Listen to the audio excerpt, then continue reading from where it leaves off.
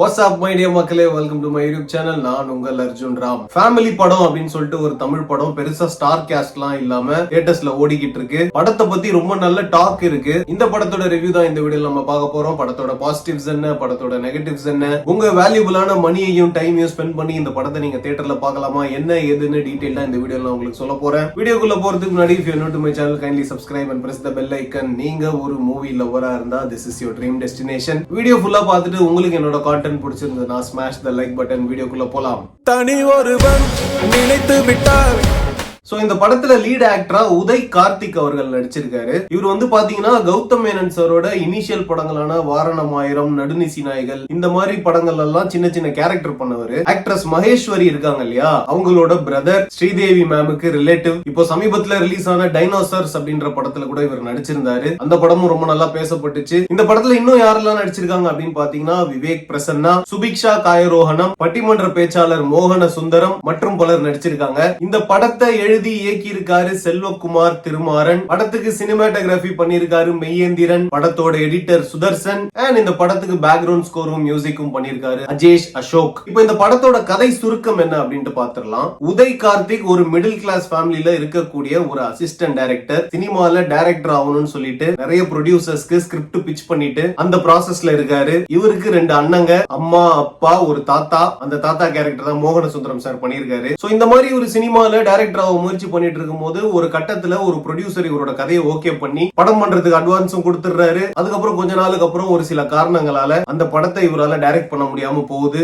So ஒரு middle class பையனா ஒரு சினிமால டைரக்டரா சாதிக்கணும்னு துடிக்கிற உதய் கார்த்திக்கு இந்த மாதிரி நெருக்கடி வரவும் அவரோட ஃபேமிலியில இருக்கவங்க எல்லாம் சேர்ந்து ஒரு சின்ன பட்ஜெட்ல ஒரு படத்தை பண்ணலாம், நம்ம ஃபேமிலியில இருக்க பையனுக்கு நம்ம தான் சப்போர்ட் பண்ணணும் அப்படின்னு சொல்லிட்டு உங்களால முடிஞ்சதெல்லாம் பண்ணி ஒரு படம் எடுக்கிறாங்க. சோ அந்த படத்தை சக்சஸ்ஃபுல்லா எடுத்தாங்களா, அதை ரிலீஸ் பண்ணாங்களா, அவர் சந்திச்ச பிரச்சனைகள் என்ன அப்படின்ற கேள்விகளுக்கெல்லாம் பதில் தான் இந்த படத்தோட கதை சுருக்கம். இப்போ இந்த படத்தோட பாசிட்டிவ்ஸ் என்ன அப்படின்ட்டு பார்க்கலாம். படத்தோட தேங்க்ஸ் கார்டே ரொம்ப இன்ட்ரெஸ்டிங்கா இருந்ததுங்க. அதை பார்க்கும்போது ஆஹா, ஒரு செம இன்ட்ரெஸ்டிங்கான படம் பாக்குறோம்டா அப்படின்ற மாதிரி ஒரு ஃபீல் இருந்தது. அந்த தேங்க்ஸ் கார்டுல பாத்தீங்கன்னா தேங்க்ஸ் டு அப்படின்னு சொல்லிட்டு ஃபர்ஸ்ட் துரோகம், நட்பு, காதல், ஃபேமிலி அப்படின்னு போட்டு தான் படத்தை ஆரம்பிச்சாரு. படத்தோட கதை வந்து ரொம்ப ரொம்ப ரிலேட்டபிள் கண்டென்ட்ங்க, ரிலேட்டபிள் ஸ்டோரி. எனக்கு பர்டிகுலரா ரொம்ப ரொம்ப கனெக்ட் ஆச்சு. ஏன்னா நானும் ஒரு மிடில் கிளாஸ்ல இருந்து வர ஒரு பையன் தான். நானும் சினிமால தான் இருக்கேன். இந்த மாதிரி ஸ்ட்ரகிள்ஸ் ஏகப்பட்டது பார்த்திருக்கேன். நம்ம சேனல் புதுசா பாத்தீங்கன்னா என்னடா இவர் என்னமோ சொல்றாரு, யார் இவர் அப்படின்னு நினைச்சீங்கன்னா மை ஜர்னி இன் சினிமா அப்படின்னு சொல்லிட்டு ஒரு பிளேலிஸ்டே வச்சிருக்கேன். அதை பாத்தீங்கன்னா என்னோட கதை தெரியும். சினிமால இருந்தா தான் இந்த கதை வந்து ரிலேட் ஆகுமா அப்படின்னு கேட்டீங்கன்னா கிடையவே கிடையாது. ஒரு மிடில் கிளாஸ் ஃபேமிலியில நடக்கக்கூடிய சின்ன சின்ன சுவாரஸ்யமான இன்ட்ரெஸ்டிங்கான விஷயங்கள் எல்லாத்தையும் இந்த படத்துல காமிச்சிருக்காங்க. சோ அதனால நீங்க யாரா இருந்தாலும் என்ன வேலை பண்றவரா இருந்தாலும் இந்த படம் உங்களுக்கு பயங்கரமா கனெக்ட் ஆகும், ரொம்ப ரிலேட்டபிளா இருக்கும். அப்புறம் படத்துல டைம் வேஸ்ட் பண்ணவே இல்லைங்க. படத்தோட ஃபர்ஸ்ட் ஷாட்லயே ஒரு கியூரியாசிட்டியை தூண்டுற மாதிரி படத்தோட கதைக்குள்ள போயிட்டாங்க.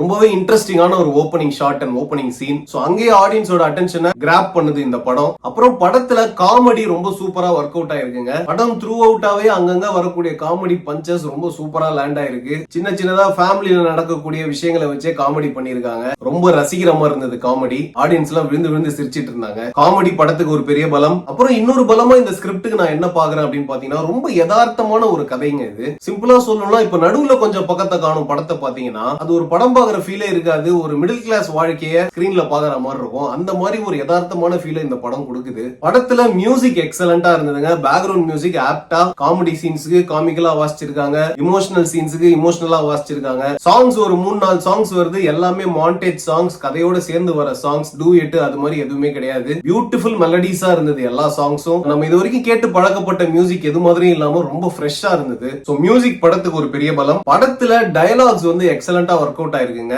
ஏகப்பட்ட டயலாக்ஸ் இருக்கு. அதுல குறிப்பா சொல்லணும்னா எவனையோ நம்பி எவனோ நமக்கு சான்ஸ் கொடுப்பான்னு லைஃப்ல வெயிட் பண்றதை விட நம்மள நம்பி நம்மளே பண்ணலாம் அப்படின்னு இறங்குறது எவ்வளவு பெஸ்ட் அப்படின்ற மாதிரி ஒரு டயலாக் வரும். அது எனக்கு பர்சனலா ரொம்ப ரிலேட் ஆச்சு. ஏன்னா அந்த மாதிரி ஒரு மைண்ட் செட்ல தான் நான் இருக்கேன். இப்போ நான் இந்த யூடியூப் வீடியோ போடுறதுக்கு கூட அந்த மைண்ட் செட் தான் காரணம். சோ சினிமால ரொம்ப நாளா போராடிட்டு இருக்கிறவங்க அவங்களோட மனநிலையை ரிஃப்ளெக்ட் பண்ற மாதிரி பியூட்டிஃபுல்லா எழுதியிருக்காங்க டயலாக்ஸ் எல்லாம். இன்னொரு டயலாக் கூட எனக்கு ரொம்ப இம்ப்ரெசிவா இருந்தது. செட்டில்ட் ஆறதுன்னா என்ன லைஃப்ல அப்படின்ற ஒரு பிரஷரை வந்து சொசைட்டி நம்ம மேல போட்டுக்கிட்டே இருக்காங்கல்ல, அவங்களால மூக்கடைக்கிற மாதிரி ஒரு டயலாக் வரும் படத்துல. அதுவும் நான் ரொம்ப ரசிச்சேன். படத்துல சினிமாட்டோகிராஃபி டெக்னிக்கலி பிரில்லியன்ட் அப்படின்லாம் சொல்ல மாட்டேன். பட் இந்த கதைக்கு என்ன தேவையோ அது ரொம்ப ஆப்டா பண்ணிருக்காரு சினிமாட்டோகிராஃபர். நான் ஆல்ரெடி சொன்ன மாதிரி விஷுவலா பாக்குறதுக்கு ரொம்ப ரொம்ப யதார்த்தமா லைவா இருந்தது. அப்புறம் படத்துல நடிச்ச முக்காவாசி பேர் ரொம்ப நல்லா நடிச்சிருந்தாங்க. குறிப்பா சொல்லணும்னா விவேக் பிரசன்னா அவரோட ஆக்டிங் டாப் நாச்சுங்க.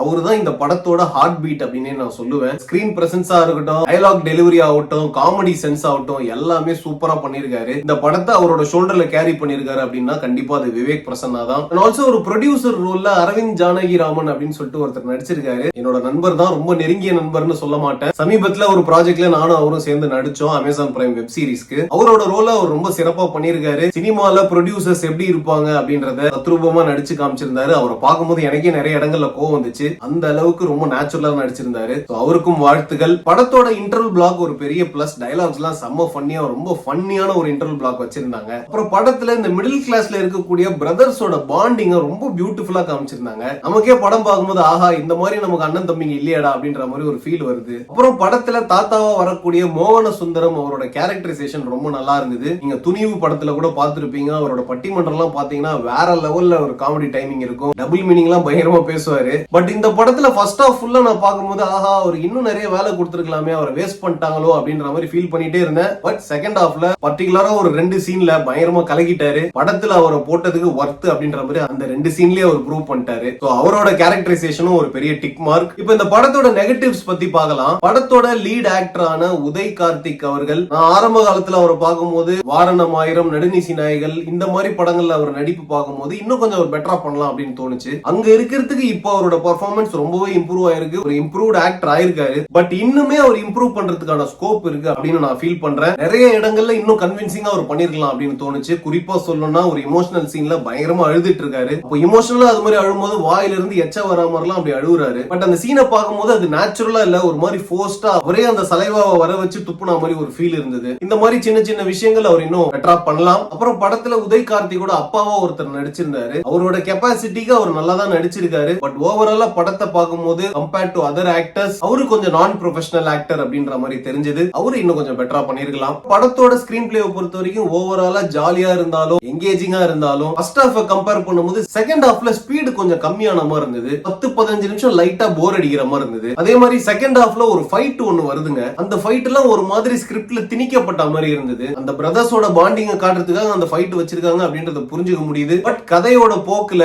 அது கொஞ்சம் தேவையில்லாத இடத்துல திணிக்கப்பட்ட மாதிரி ஒரு ஃபீல் இருந்தது. அப்புறம் படத்துல ஒரு இடத்துல எனக்கு லாஜிக் கம்ப்ளீட்டா மிஸ் ஆன மாதிரி இருந்தது. ஹீரோவான உதய் கார்த்திக் ஒரே நைட்ல கதையை ரெடி பண்ணிடுவாரு. கதையோட ஒன்லைன் ரெடி பண்ணாரு, அவர் ஒரு ஐடியா ரெடி பண்ணாரு அப்படின்னா கூட நம்பலாம். பட் ஒரு ஹோல் பவுண்டட் ஸ்கிரிப்டே ஒரே நைட்ல முடிச்சிட்டு காலைல அசிஸ்டன்ட் டைரக்டர்ஸோட போய் டிஸ்கஸ் பண்ணுவாரு. சோ அந்த இடத்துல லாஜிக் மிஸ் ஆன மாதிரி இருந்தது. சினிமால 100% லாஜிக்லாம் எக்ஸ்பெக்ட் பண்ண முடியாது, அது அண்டர்ஸ்டாண்டபிள் தான். பட் நெட் பிக் பண்ணி மைனஸ் என்னன்னு பார்க்கும்போது கண்டிப்பா இதை மென்ஷன் பண்ணி ஆகணும். அப்புறம் படத்தோட மேக்கிங்க பொறுத்த வரைக்கும் ஒரு சில இடங்கள்ல பட்ஜெட் இல்லாம கஷ்டப்பட்டு இருக்காங்க அப்படின்றது நல்லா தெரியுது. சோ டெக்னிக்கலி ரொம்ப சவுண்டான பிலிம் அப்படின்னு சொல்ல முடியாது இந்த படத்தை. பட் அதையுமே சரி கட்டுற மாதிரி இந்த லோ பட்ஜெட்ல படங்கள் எப்படி எல்லாம் ஷூட் பண்ணலாம் அப்படின்ட்டு படத்திலே அந்த மாதிரி சீன்ஸ் எல்லாம் வச்சிருக்காங்க. கேமராமேன் வந்து ரவுண்ட் ட்ராலில ஷூட் பண்ணணும் அப்படின்னு சொல்லுவாரு. அப்போ ஒரு குட்டியான மாதிரி ஒரு வண்டியில கேமரா போட்டு அப்படியே சுத்தி சுத்தி எடுப்பாங்க. சோ அதுலயே ஆடியன்ஸுக்கு புரியுது இந்த படத்திலேயே ரொம்ப கஷ்டப்பட்டு தான் லோ பட்ஜெட்ல பண்ணிருக்காங்க அப்படின்ட்டு. ஓவராலா இந்த படம் எப்படி இருக்கு அப்படின்னு என்ன கேட்டீங்கன்னா, ஒரு தரமான லோ பட்ஜெட் படம், super family oriented comedy drama, பெரிய ஸ்டார் காஸ்ட் இல்லாம கதையை மட்டும் நம்பி ஒரு படத்தை ஜெயிக்க வைக்க முடியும் அப்படின்ட்டு மறுபடியும் ப்ரூவ் பண்ணிருக்காங்க.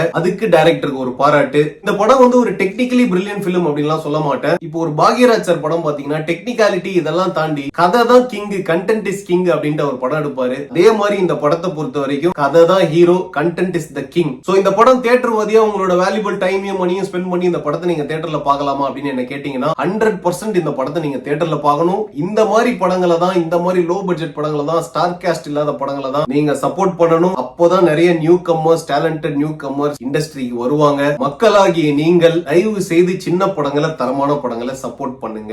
இந்த படத்துக்கு நான் கொடுக்கக்கூடிய overall rating 8.5 out of 10. Family படம், பைசா வசூல். என்ன இந்த படத்தோட டவுன் சைடு அப்படின்னு நான் பாக்குறது ஒரே ஒரு விஷயம் தான். இந்த படத்தை பார்த்துட்டு ஆஸ்பைரிங் பிலிம் மேக்கர்ஸ்லாம், எஸ்பெஷலி மிடில் கிளாஸ்ல இருக்கிறவங்க எல்லாம் அவங்க ஃபேமிலியை தொந்தரவு பண்ணாம இருக்கணும். பாருங்க அந்த படத்துல எப்படி செலவு பண்ணி அவங்களே படத்தை ப்ரொடியூஸ் பண்ணாங்க, நீங்களும் எனக்கு சொத்தெல்லாம் வித்து ப்ரொடியூஸ் பண்ணுங்கன்னு வீட்டுல எல்லாம் தொந்தரவு பண்ணாதீங்க. இந்த மாதிரி விஷயங்கள்லாம் சினிமால தான் நடக்கும். ரியல் லைஃப்ல இது மாதிரி மிடில் கிளாஸ்ல சொத்தெல்லாம் வித்து படம் பண்ணீங்கன்னா 99% நடுத்தெருல தான் நிக்கணும். சோ இது ஒரு படமா பார்த்துட்டு என்ஜாய் பண்ணிட்டு கடந்து போயிருங்க. மகிழ்ச்சி. Hope you like my review. நான் இன்னொரு சுவாரஸ்யமான வீடியோல சீக்கிரம் உங்களை சந்திக்கிறேன். Until then, tada, bye bye, see you.